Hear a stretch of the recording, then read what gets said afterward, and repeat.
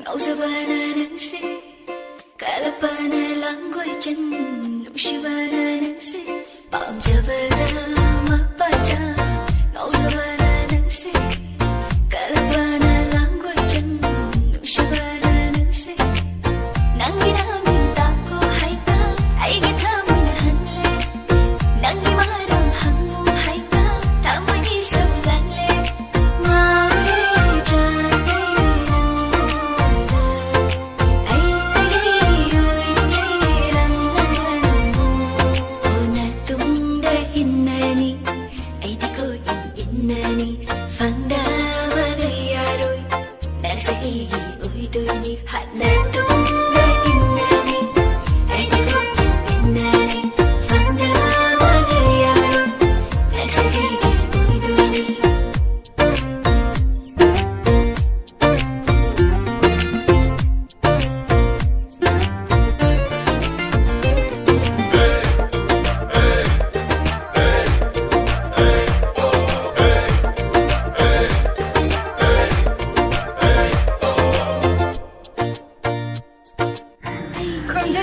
Hi guys, if you like my video, please like, share, subscribe and comment down below.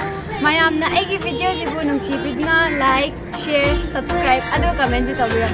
Thank you.